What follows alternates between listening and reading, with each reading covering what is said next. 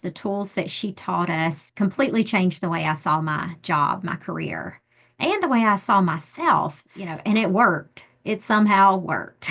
I have the chills right now.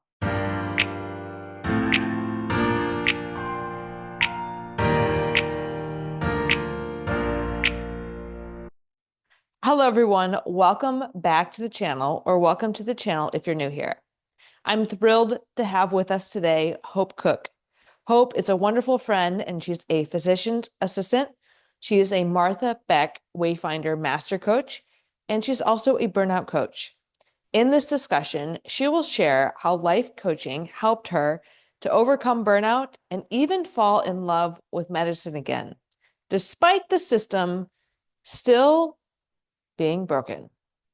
Now she helps others to also overcome burnout and find joy and fulfillment in their lives as well. So let's dive in. Thanks, Jillian. I'm so excited. I'm excited too. So, can you share a little bit more about yourself and how the topic became so important to you?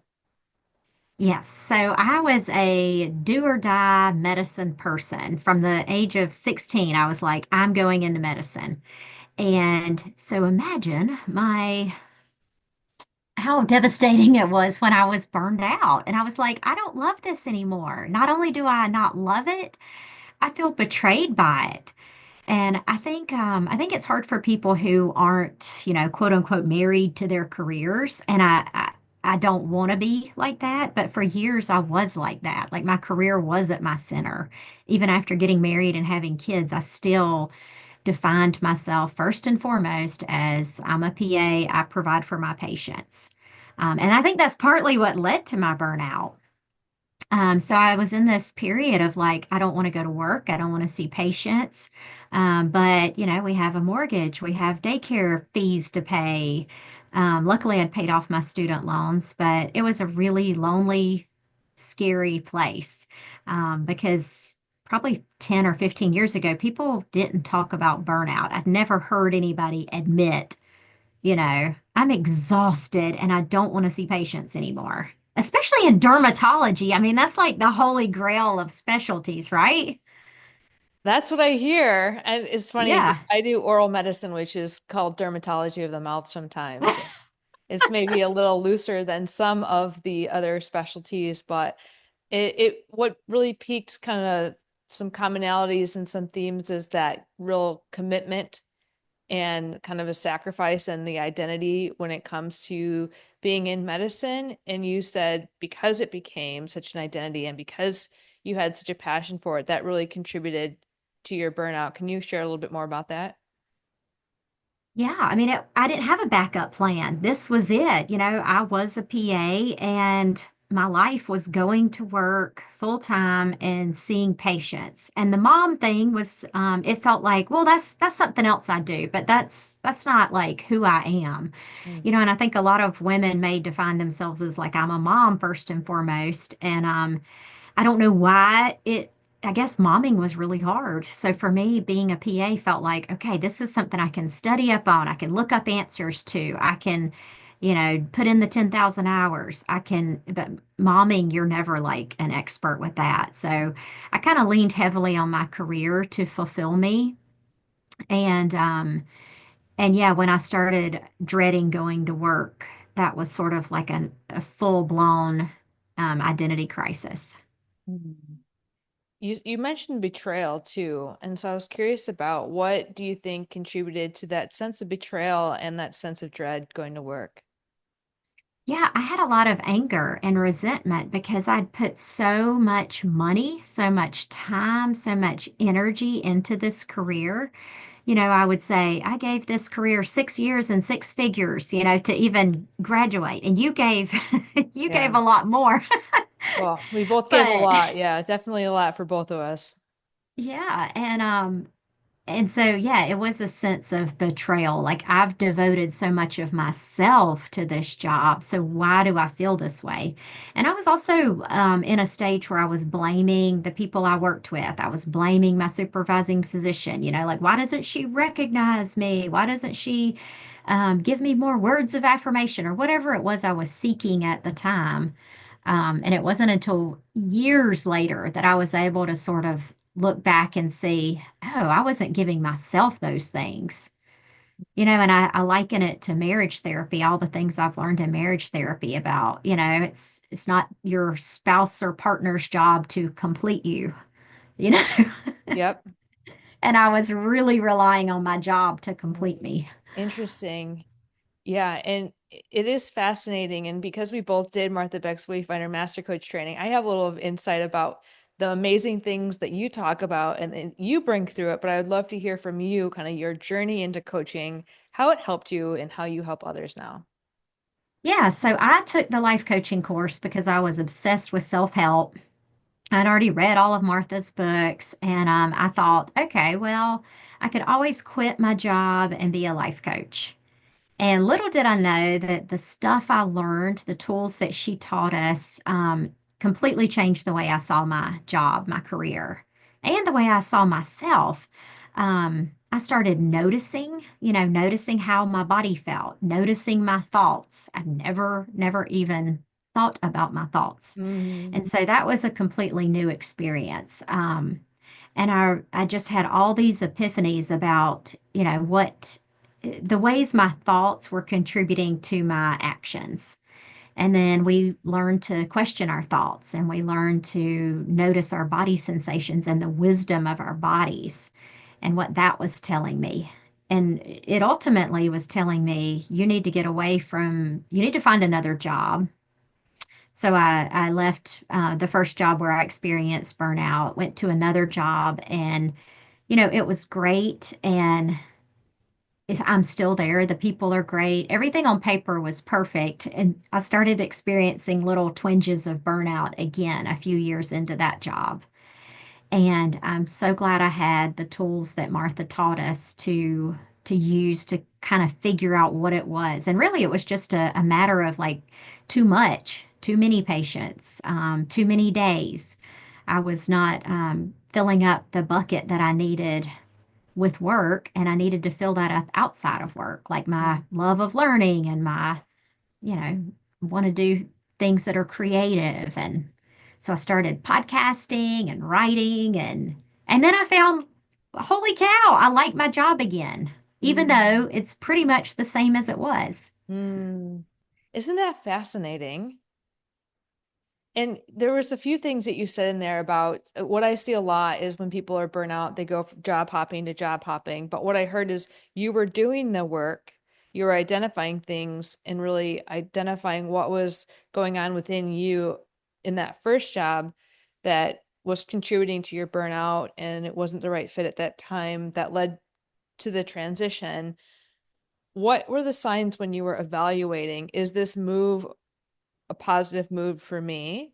Because where I'm going with that is sometimes we go from job to job without doing the inner work that you were doing and end up in the same situation or worse.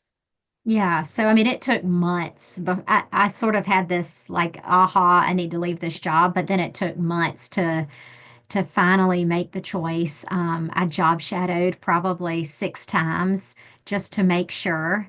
Um, yeah, I did a lot of journaling. I go to a silent retreat twice a year, so I spent time in deep reflection and prayer and talking to my husband and trying to figure out, how does this feel? How does this feel in my body when I'm driving to this new place? When I walk in the door of this new place, how does my body feel?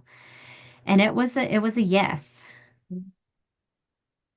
And do you remember any like kind of comparisons between here are the things that are negatively impacting me in this job, and this is how I'm evaluating this location in addition to the way that your body compass was telling you?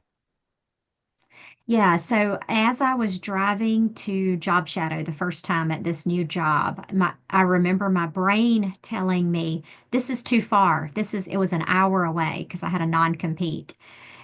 This is too far. You currently work like 10 minutes from home. You're neglecting your kids if you sign up for this 1 hour commute each way. All these fear-based thoughts. But when I walked into the other office, it was like peace and calm. It was just this energy that I felt. And, I had the same tug of war on the drive home, like, I loved it. I want to work there. No, you can't. It's too far. Yeah. So that is fascinating. So, because sometimes that fear of leaving, so you were thinking, oh, I need to leave and I'm going to accept this commute in order to get to a place where I want to work. And sometimes that commute and considering change can really get people stuck. So, what did it Yeah. take for you to say, okay, I've shadowed 6 times, I'm going to accept this commute? What did that take? That's what the office manager kept asking. He's like, "What will it take?" And so I explained, really, it's like I don't want to be away from my kids more than I already am. And he said, "Well, what if we made it so that you could leave your house at the same time, you could still drop your kids off at school, and you could pick them up around the same time?"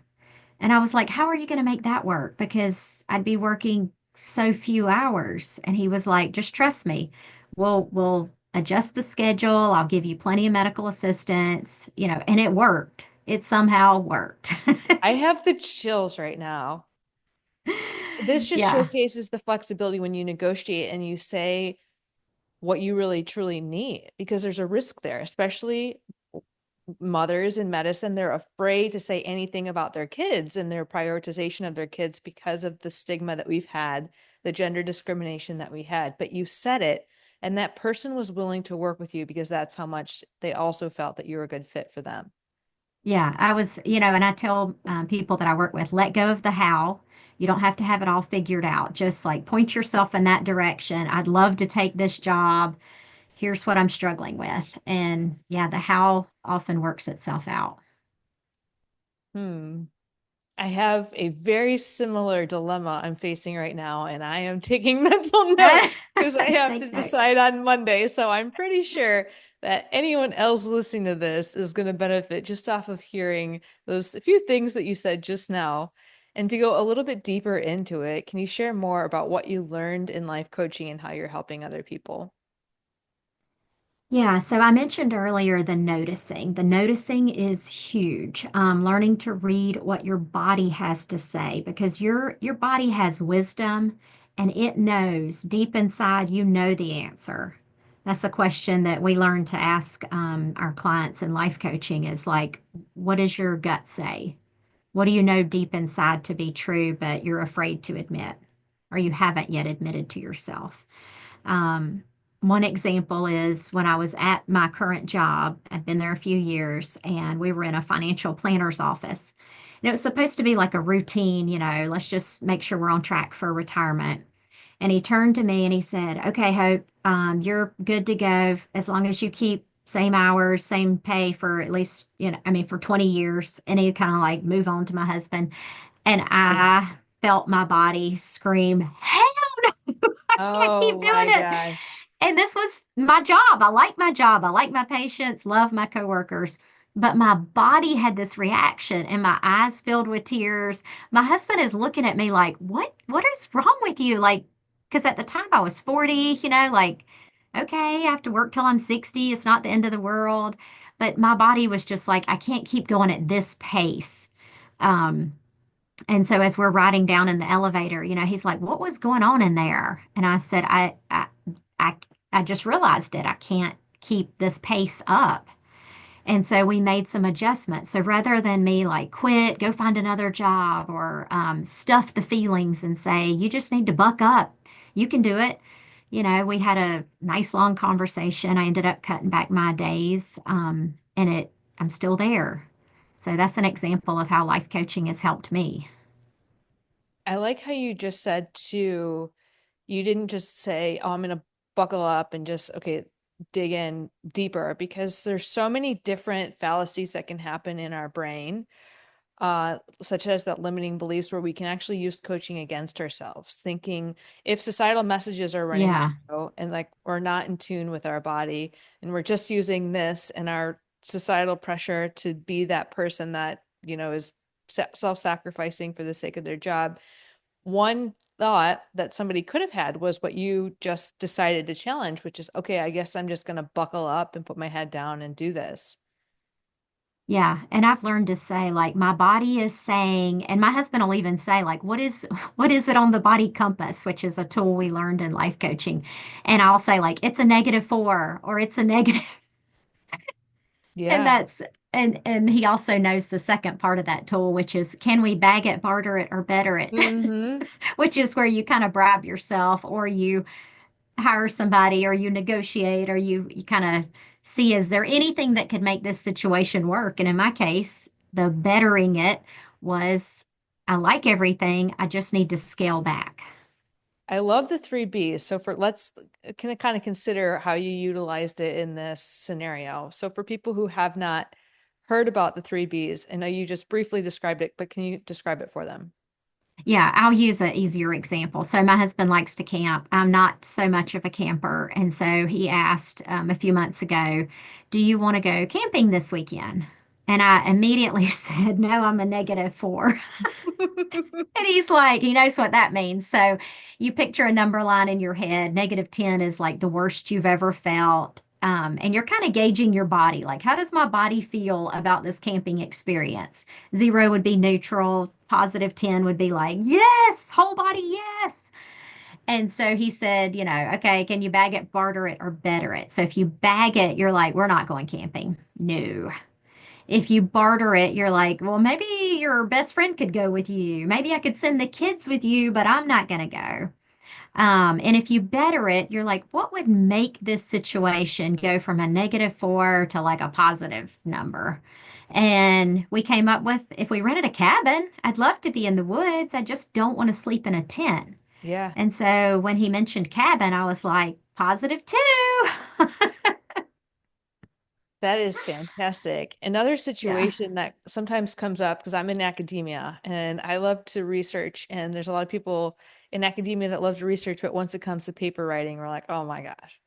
So I'll share this scenario because it's been a common theme for people that's come up. It's like, I don't want to write the paper. And then the paper never gets written. So we could B, bag it and never write the paper. And we get a lot of guilt about having all this data that never gets written up if you're in academia. We can barter it, have somebody else write the paper, and they get excited. Oftentimes people benefit because they get to be on the paper, they contributed, they get to learn. Or we could better it. How can I make this more Mhm. fun? And often you talked about so many thought works, it's examining in our thoughts. Because often the thought comes of, I hate writing. I'm not good at writing. Writing is tedious. Well, those thoughts add to the suffering. Well, one of the things that we can do to better it is to just kind of let go of those thoughts. And often because people think they're bad at writing, they avoid it, which doesn't help them get better at writing. So it's like, oh, how can I better it and lean into it, knowing that you've learned, I mean, you've clearly learned a lot on your journey as a PA and through the life coaching and through your, the therapy implements that you bring through it. And I've seen you and witnessed you coaching and bring elements that you've learned in all walks of life to the wonderful presence that you have as a coach.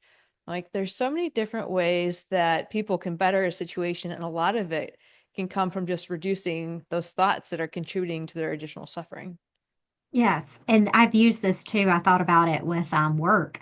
When somebody asks me to cover their shift, or somebody's going on maternity leave, and it's like, Hope, would you want to add some extra days? My first thought is, nope, I'm good. No, thank you. But when I want to like plan a trip, like an international trip, and I need some extra money, it completely changes how I see the situation. Then I'm like, okay, yes, I would like to work because I'm working towards something and it's my choice. I choose to do it because I get this reward. That is awesome. And we can always create rewards for ourselves, right? Yeah. Oh, that's beautiful. And when it comes to the body compass, one thing I was thinking in healthcare was the detachment of our brains from our bodies. And the people that you've worked with or through your own experience, have you had a point where people have a really hard time tapping into their body compass? Yeah, for sure. I think a lot of people are disconnected from their bodies. In fact, I use this in dermatology, not the body compass per se, but when I see somebody with a newly erupted rash, or psoriasis that just, all of a sudden it's there, I'll talk to the patients, ask them what's going on. And sometimes I'll comment, your body seems like it's really upset about something, and then just kind of pause and see what they say. And they often will use that to say, yes, oh my gosh, I've been like under so much stress, or, somebody passed away, or, they kind of pull it to the surface. And I also use it with like your body is your barometer for whatever's going on emotionally. And skin, you can see it. So, like, your acne flares, your rosaceous flaring, like what's going on inside. And I think patients get that. Mhm. Yeah, I found it for me. I was diagnosed with PTSD, and I use the diagnosis because it's easier just to say that than describe symptoms right now. But what I found is that my body compass is hard to trust for me Hmm. because everything feels like it's like a threat. Like, oh, no, Yeah. no, no, no, no. And so, especially in medicine, where many of us have been traumatized and we bring in so much of that trauma with a lot of the things that you said in dermatology, how that suppressed or repressed trauma can actually manifest as physical symptoms. And I was curious how you might support somebody who needs to learn how to trust their body, or if you feel that maybe they need to solicit some additional support along with their coaching. Yeah. Start with low hanging fruit. Like, don't start with, should you quit your job or not? What does your body say? You Yeah. know, that's like, whoa, I don't know. Instead, I have them start with, like, do I want vanilla ice cream or chocolate?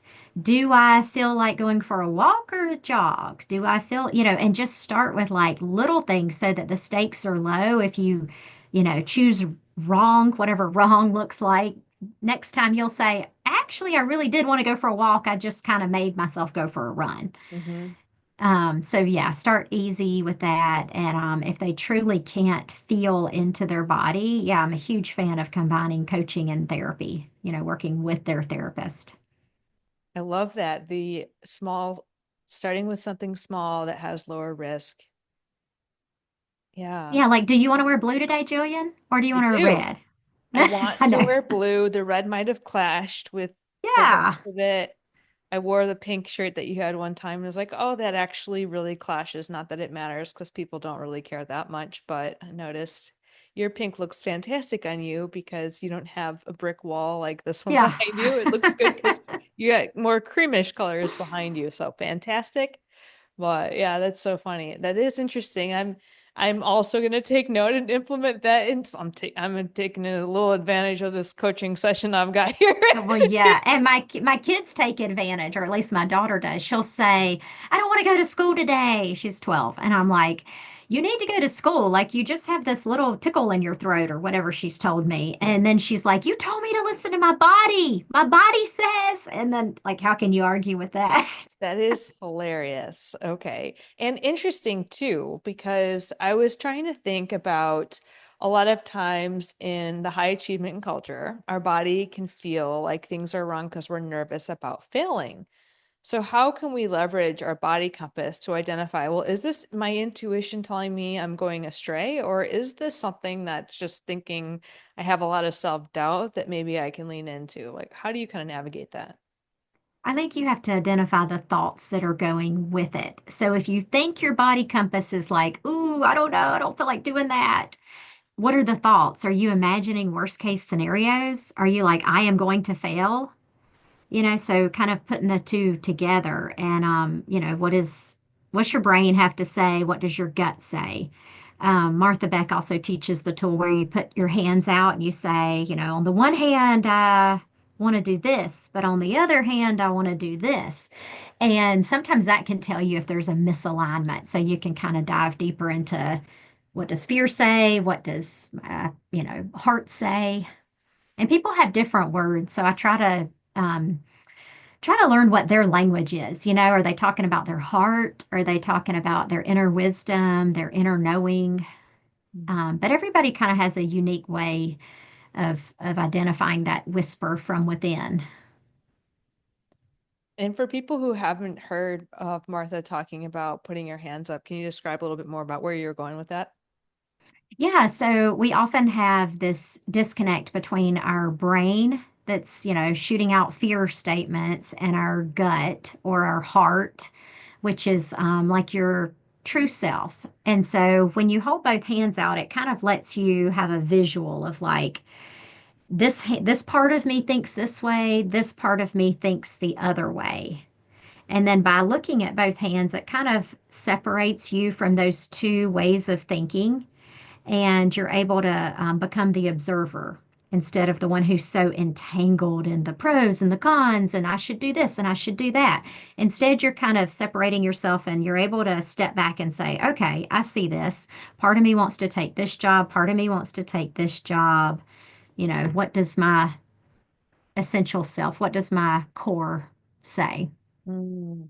It takes a lot of practice. And like I said, I would start with low hanging fruit with like Target or TJ Maxx, like things like that. Yeah.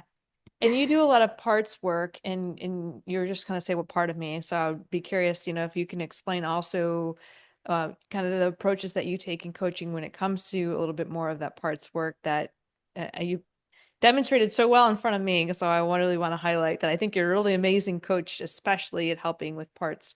And for me, as an example, right now, I have a really big decision with my dental license. I'm trying to decide if I'm walking away from my dental license or not. So part of me leans more and says, I'm so afraid of walking away from this. I lean way more into the dental license and I go teach and I'm like all consumed in my gut. I actually was just at the dental school yesterday. I wanted to vomit and I got a really bad migraine. So my body compass was like, this is not great. But I was trying to figure out, is my ego leading me to keep going? Is it my fear leading me to keep going?